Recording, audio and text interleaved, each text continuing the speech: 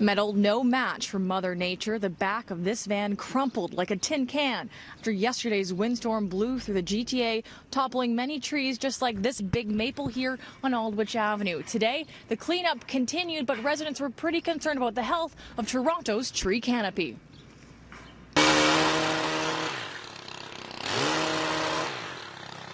Toronto's timber toppled by a day of wicked winds. Crews with their hands full after a windstorm huffed and puffed and brought down a number of mature trees across Toronto. This was the scene in the Annex earlier after a tree's roots gave way. Its trunk sprawled across the properties of 4 homes, including Kathleen McMorrow's.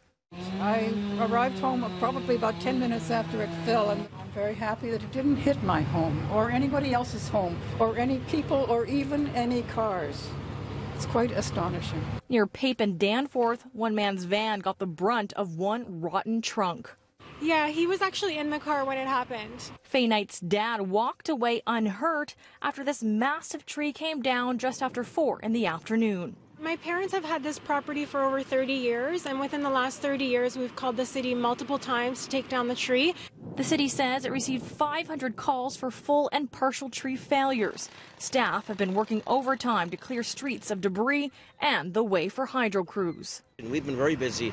We've had approximately 14 crews out all night working throughout the Greater Toronto area, taking care of hazard trees. So the priority is to take care of the hazards first. Immediate hazards first, and then from there we will address the minor ones as they come along. This is the second big blow to Toronto's tree canopy since the 2013 ice storm.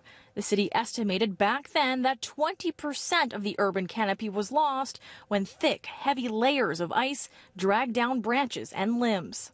The trees that we did see coming down are often the case is the trees that are already have some pre-existing structural problem. Arborist Todd Irvin recommends residents keep an eye out for signs of decay to possibly prevent scenes like this. Cracks in the trunks, areas where there's potentially decay, mushrooms growing on the grass, dead dead branches in the canopy of the tree. Good advice to keep you out of the woods next time Mother Nature takes a swing. A lot of the trees that are in this area are 100 years old, so I guess can't be too shocked. Of course, it's not just things like your vehicle that you should be on the lookout for damage after a storm like Wednesday's. Coming up, we speak with an expert of how you should survey your home from top to bottom when things like trees and branches and shingles go flying. So Wednesday's windstorm was certainly a dramatic one. Throughout the show, we've been showing you all the damage from trees falling on cars to trees falling on homes. So what should you do as a homeowner if you suspect some damage has been done? Well, joining me now is registered home inspector Terry Carson. Thanks so much for joining us. Thank you very much, Amanda. I'm pleased to be here. Okay, so you know, in a windstorm, you could have everything from massive trees falling on your house to just shingles flying everywhere. So if you think the damage has been done, what should you do step by step to go through your home? Step by step, first of all, you want to make sure that it's safe. And you want to look outside and make sure that you have no trees that are blocking your way. You want to make sure that you have no overhead wires that have fallen in your way, and that you don't have any debris that may be a safety issue for you. Is there any kind of telltale signs, I mean, cracks in the wall that you'd really have a look out that maybe, you know, something has been done? If a tree has hit your house, you should know. But other than that, you probably want to be aware of tree limbs that have fallen on power wires or on automobiles as we have across the street, this type of thing.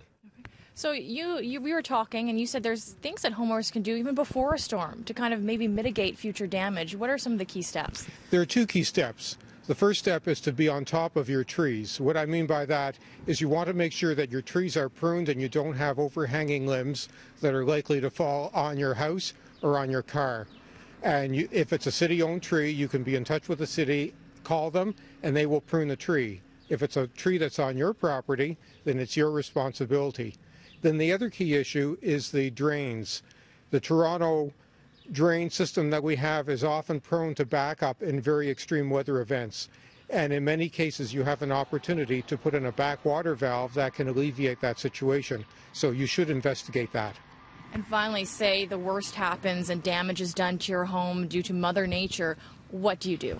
Well, the first thing that you do is if you have a flood or if you have a breach of your house wall or a tree limb falls on the roof, the first thing you should do is phone the fire, not the fire department. You phone your insurer, assuming that there's no immediate danger. Okay, perfect. Thank you so much for My joining pleasure. us. And if you want to get a full wrap-up on all our storm coverage, you can go to our website, citynews.ca.